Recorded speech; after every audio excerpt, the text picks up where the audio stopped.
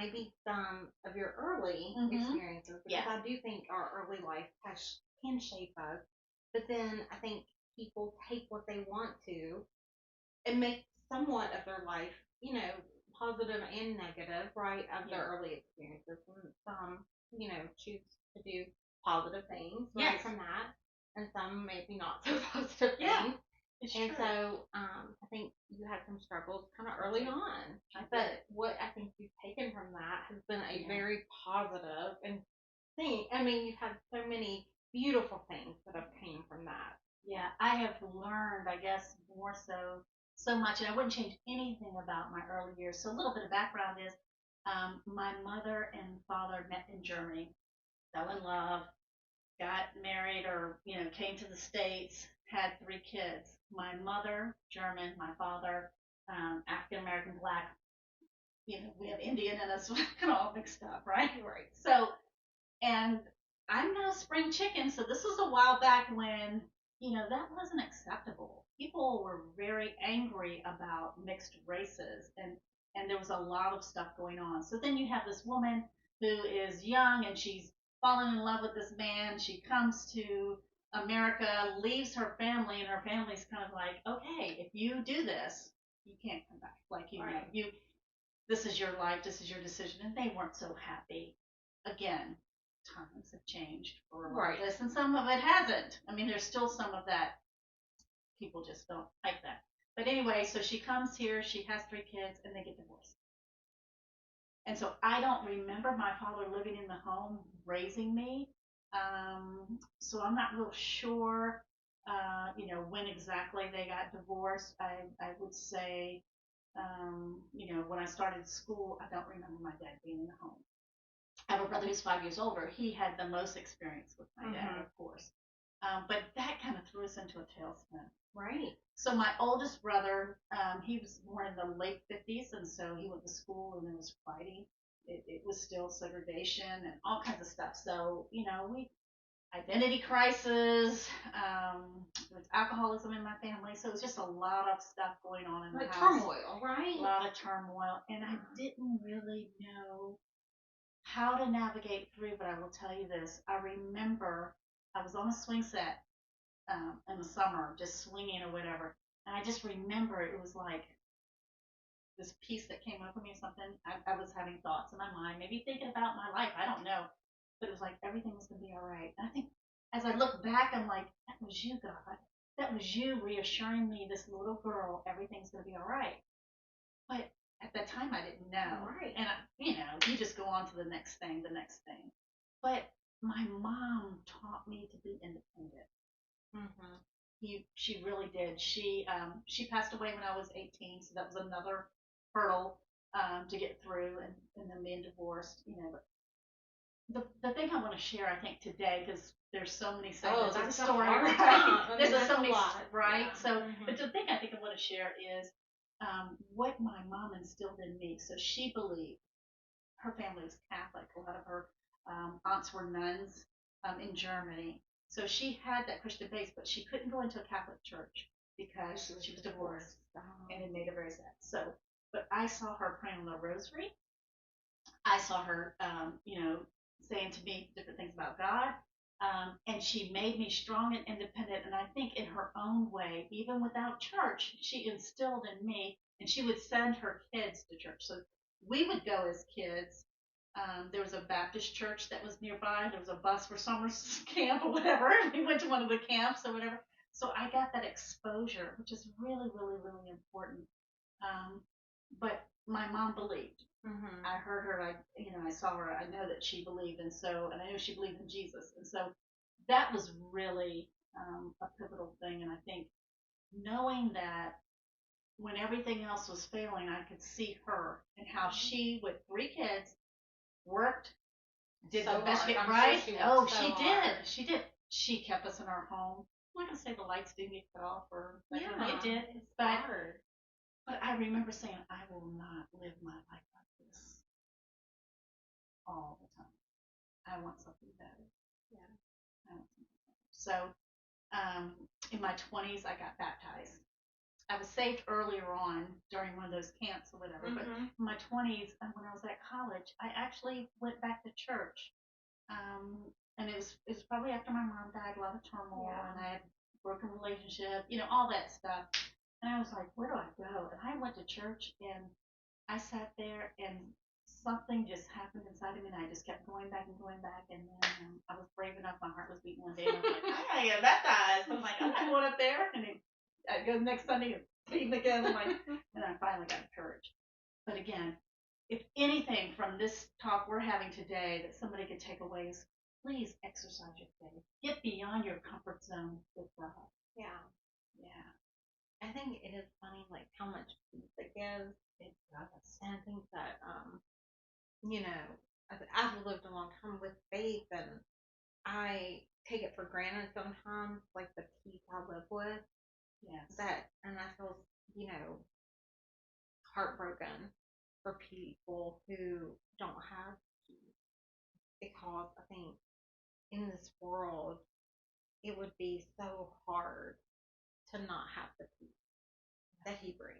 Yeah. There's of course lots of studies, but the experts are talking about how anxiety levels are the highest they've ever been in our country and in our world.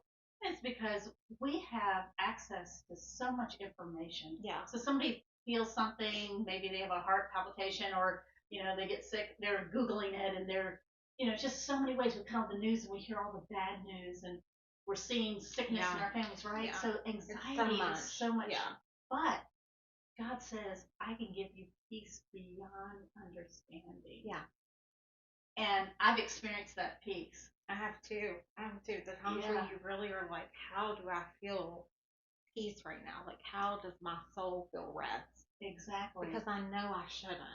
I know right now I should not be okay. And yet I feel like everything's going to be all right. Everything's. Right. And it's because you have a foundation of faith. Yeah. And faith is not some frou-frou, made-up kind of thing. I'm sure you have examples, and I know I have examples of, I can't make this stuff up, how God has blessed me. Like, the things that have happened in my life when there was no way, and then God shows up. Right. And that's the peace. The peace is kind of like, no matter what, no matter how, I'm a fixer. I have had to learn to step back and allow God to take that place. Because I want to fix things. And when I do that, oh my gosh, it's like the biggest relief and the peace that comes beyond understanding. So when my mother passed, I was going into my second year of college. And when I went back to school and people heard about it, my friends or whatever, and they didn't mean any harm, but someone would say, oh my gosh, if something happened to my mother, I don't know what I would do. I don't think I could go on or whatever. I'm there. I'm like, I know. But they didn't mean it. But it's that thing, like, they didn't really mean what they said. They didn't know what they were saying to me. But it was this thing of, how could you move on in life if your mother passed? So then you start feeling guilty about, maybe I shouldn't be in school. Why? Yeah, you have to. You have to. Well, and I knew that's what my mother wanted. She had instilled in me. She was looking forward to me graduating from college. So I made that decision. And probably her passing gave me greater strength in that. I'll never know why. Why did she have to go early? Why did we have to live the life? Why am I born in America and some people aren't? Why do some people have an illness that is never cured and mine is? We won't have those answers. But I will tell you this. Any given day of my life with God is better than any day without him. I mean, the things that happen, I would rather go through my cancer journey with God. Oh, right. Right. You think about that, it's like, if I didn't have him, I wouldn't be sitting here today, because there was other people who were going through at the same time. One was older, one was younger, and I know another person, and they're gone, and I'm still here. Thank you, Lord. And I don't know. He says his ways are higher than our ways, and we can't possibly understand everything. Yeah. But I've learned I don't need to understand. I don't want to understand. No. I wouldn't want to try to weave the things that he has to weave together. Yes. That outside of our comprehension. Yes. And somebody said, I think it was in women's study one night, somebody said that they had heard explained, like, cross stitch, how you look at the back of it. The front's beautiful. Front's beautiful. The back of it is a disaster. Yeah. That's how we look at life. Like, we are seeing the back of a cross stitch.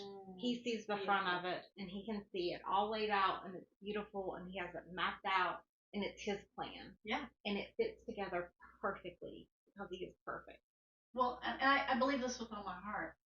Had my mother lived, God knew what would happen either to her or to us or something. Mm-hmm. He knew something greater. My mother was suffering. She was raising 3 kids on her own. She was stressed. She was trying to make it. We were all going off in our different ways. Um, you know, I just know that God did not. So I think God is the giver of life. Mm-hmm. The enemy is the death, right? So God allows things to happen to us for a greater purpose that we can't see, to protect us, to protect our families, to help lead us and guide us. It's like his boundaries we can't possibly understand. A lot of people say, I'm not believing in Jesus. I'm not doing that religious thing or whatever they may call it, right? Because that means I can't do this, this, this, and this. But when you think about the boundaries you put in for your kids, it's the same thing God does for us. So the boundary is don't run out in the street without looking, because both ways cars could be coming. Please don't run out in the street. It's so busy, right? That's a boundary. That's the same thing God does for us. He says, if you're involved with someone and you're married, don't go off with somebody else. Why? That's a boundary because you will be hurt and it destroys lives. Mm-hmm. Do not get addicted.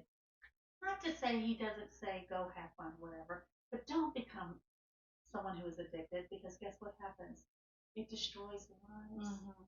And so we can't possibly understand. We know this. Nobody lives forever. Right. Mm-hmm. And so that is a part of life. Yeah. And then I've always just thought our time is our time. Yes. We have a number of days, seconds, hours, whatever. And when your time is your time, it's your time.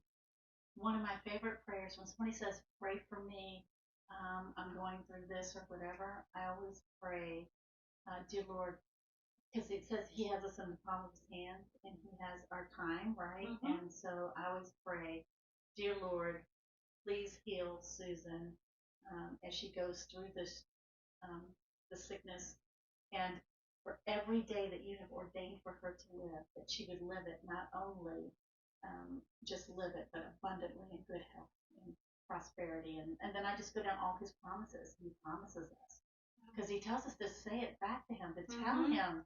And so those prayers have been answered. People have prayed that for me, and I've prayed that for others, and I've seen those prayers being answered. So you don't have to give up. That's the hope. The hope is when we ask God to do what he says in his word he will do, he will do it. Yeah. He will do it. Yeah.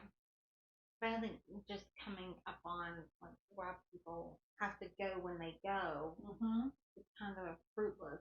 Right. Right. Right. We all have a time. We all have a time. It could be a very short time. It could be a very long time. Our time is our time. And you do what you do in your time to the best of your ability. That's right. And you need to use your time wisely. You do. It was so funny this morning. I told you this. Our pastor, I had nursery this morning, but we do a little huddle. Yeah. And our pastor, before we did communion in huddle, because they do communion on the first Sunday, but he said, God wants your time, talents, and treasures. And so that's what we were talking about. And specifically about time, and that we need to be cautious about how we're using our time, and that we are numbered, that it says, teach me to number my days. Yeah. And that make sure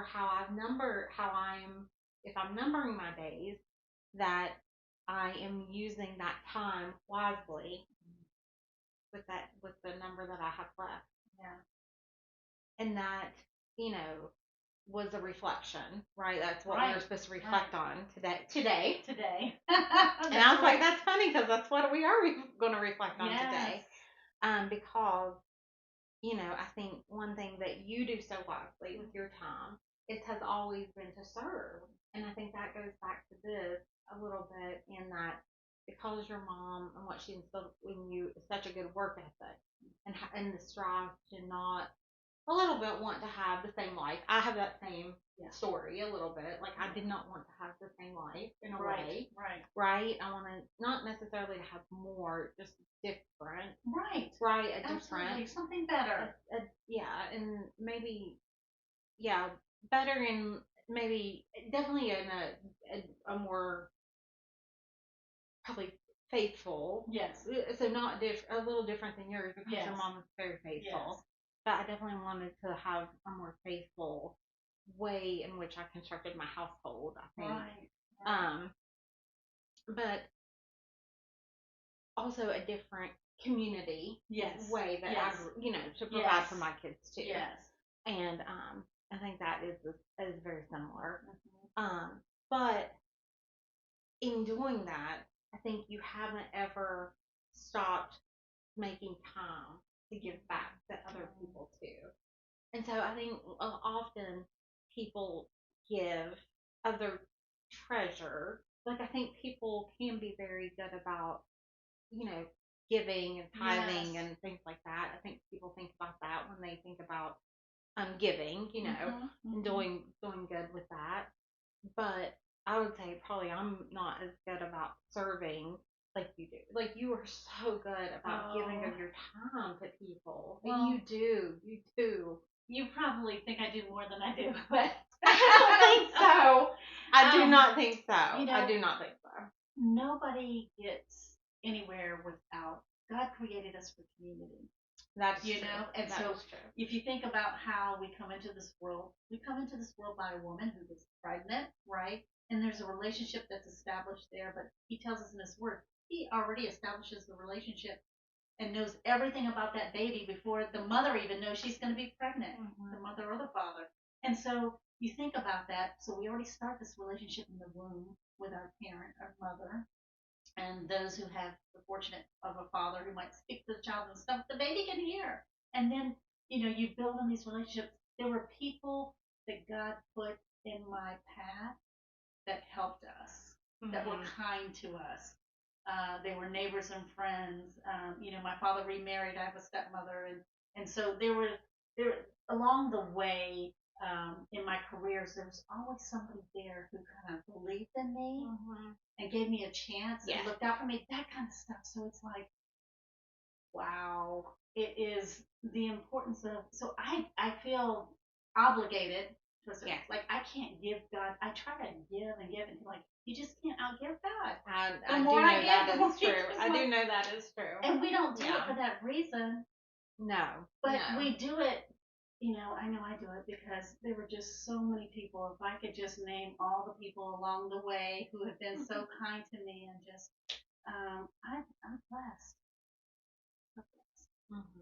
When I always said, we would do this thing where we would introduce ourselves to like the new hires. Another thing where I would have to stand up and speak.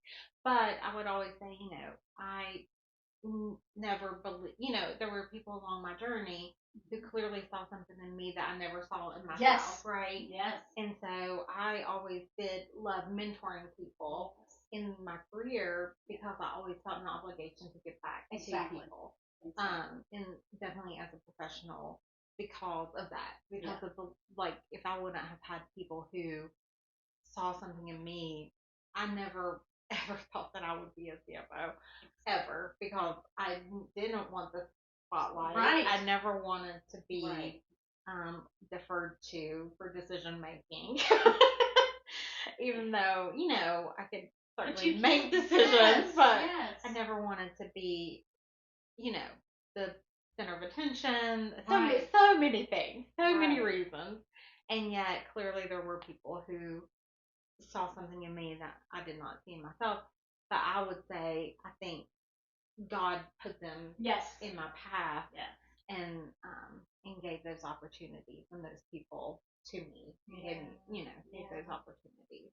Well, he could trust you with a little. He says, I'll give you a little, and it's like a test, and then you just gives you more and more and more, and that's just so wonderful. And it has been a blessing. And those times were a blessing. And honestly, I wouldn't change any part of the story, right? Because I could never have written the story that he is writing. Yes. Has written so far and is still writing for me. Yes. And I know you feel the same way about your story, even though it's had like some really hard times, right? Yeah. Like, and I had some really hard times. Too, going through a loss of a parent. Those are hard things to go through. Yeah. Especially like so young, that's really hard. Mine was much later. And yet it never is easy. It never is. And because they hold such a special place in your heart and you're connected. Mm-hmm. The beauty of faith, and knowing that my mother is in heaven, that one day I'll see her again. That's the other part of people say, well, why would you believe in God? You can't see him. Things have happened to you. Well, there's so many reasons. One, because he has revealed himself to me, and that's through prayer, right? Spending time with him, getting in those places, taking chances in faith, taking a faith step, and he just reveals. But it's just, I don't know how people live in this world without something. We all believe in something like without faith. Right? We just need it. Yeah.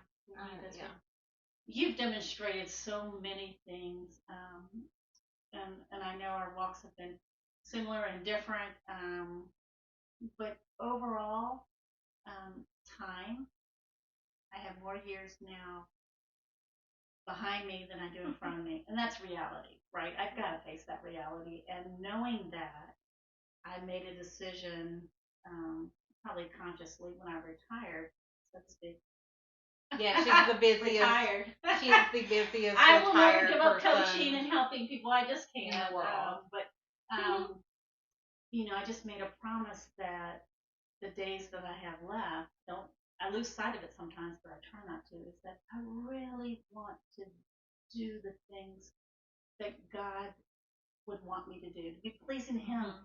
The fulfillment that I get, like just helping someone, being here with you, doing book club and the different things I do. It's just real life. I don't want to do fake life anymore. I want to do real life. I want to have real conversations with real people, and sometimes it means crying with someone and celebrating, and that's life. That's living. Yeah, and I think that's an act of obedience too, right? Yeah. And I think I was. I mean, this. I think you were probably. I know I told Ryan, and I told Heather, and I told you, and some that I was looking. Yes. To leave. That there was a plan. Yes. And it was months. Yes. Before it happened. That's right. I mean, it was months of praying before it happened. But I think I had told you, that I felt like God was leading me. Yes. And I was going to step out in faith and work on leaving. Exactly. But it was months before it actually happened. And that's our problem. So I'm glad you said that, because it seems like you pray, you get an answer. No, it does not work like that. Timing, God's timing and our timing is rarely the same. I remember I was in a place, and I was ready to go. Things were very chaotic, and God said, "The door's open, but you can't go through yet." But He was letting me know that I would be able to leave, but it wasn't my time yet. And so I believe God speaks to us all the time. And it's not just me, it's any person who wants to spend time with God, who believes in God, who will give their heart to God. That He speaks to us constantly. And it's us who are distracted. That we are so busy in this world that we don't hear. But He will lead you through anything you give Him permission to. And so just knowing that, So yeah, you listen to God. This life is never going to be easy for us. Right. We could be on the mountaintop today and down in the valley tomorrow. I pray not, but God is with us wherever we go. And in the valley, you can have that peace that goes beyond understanding. And He promises, one of His promises, I will see you through. No matter what it is, there's a way out for God. And it's a lot. But God's timing is right on time, but when you're in it, it doesn't feel like it. Right. Truth is, it just doesn't feel like it. Yeah. You feel like, is He listening? Oh, hello? Like, are you there? Well, and I think we're so impatient, right? We are. We don't have His timeline and right. Our time. For Him, time is so infinite. It right? is, yeah. And so for us, because our time is so short, waiting feels so long. And we measure it. Like, I don't know that God's measuring time, but I mean, even on this podcast, we could go on forever, but we could. Maybe. No. We won't do that. I think we could. Because we love each other and we can talk for a long time. But we won't do that to them. But we're always looking at time. What day is it? What time is it? How much time do you need? We're setting our calendars. Oh, what would I do without my phone calendar? So time is as a retired person.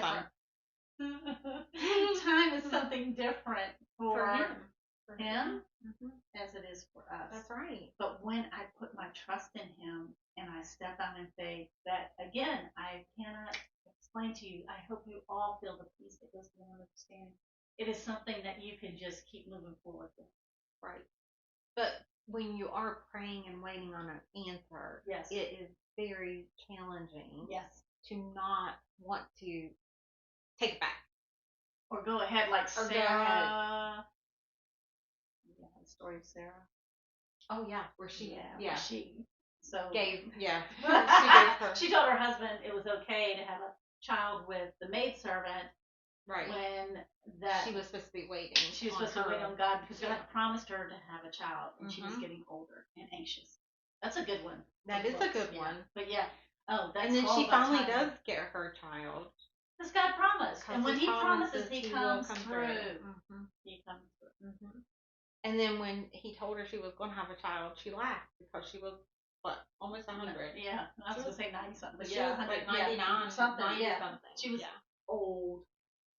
Talk about years behind you. I mean, to be fair, probably, it's hard not to laugh when you, it is. She maybe was just, laughing like one would do if they were going to be told they would have a child. And right. Really, God, did you miss that boat? Yeah.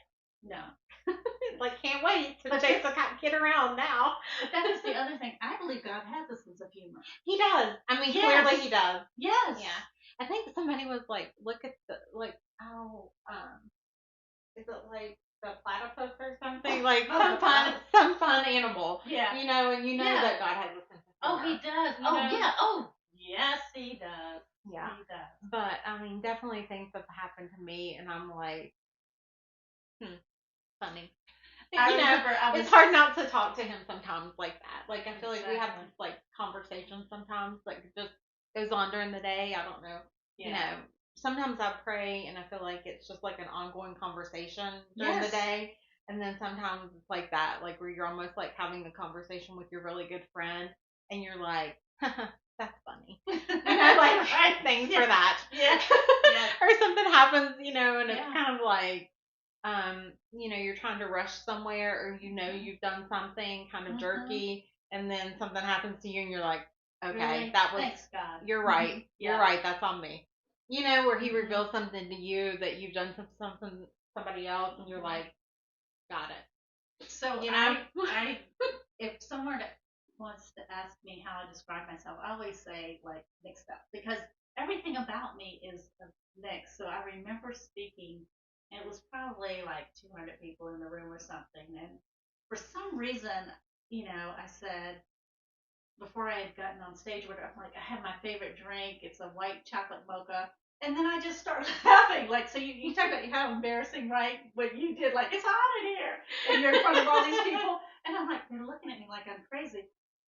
But I was laughing because it's ironic because everything mixed up. Of course, white chocolate mocha would be my favorite drink because I'm white chocolate mocha. Whatever. I'm like, okay, God, you are really funny. So yeah, we all have those faux pas. This might be another one. But that's just fun. And so I said, like, you're really funny, God. Yeah. Yeah, I can say that. You can say that. I was like, it just hit me all this time. I don't know, for years that's been my favorite drink, and just suddenly I'm talking in front of all these people, and then I remember, I'm like, I make the connection. Okay. But God. Exactly. But God. And so I think he absolutely is. We are created in his image. We are. And we laugh, yes, right? We are created to laugh. We get angry, sad. Jesus wept, right? Yeah. It's in the Bible, shortest verse in the Bible. Yeah, he was 100% human, Jesus, on this earth for 33 years. Wow, 3 years with the disciples. I mean, just a whole amazing story. Yeah. Thanks for listening, and we hope that you have enjoyed Susan's journey so far. We do have more of her journey and how she is able to spend her time pouring into others. She is a very busy lady, and yet she does spend a lot of her time giving back to other people. And so we hope you're able to join us again as we hear a lot more from Susan. She just has a lot of wisdom to share with us. And if you need prayer or anything from us, we'd love to hear from you at www.I.Am.Unworthy.com. Have a blessed day and week. Thank you. Bye.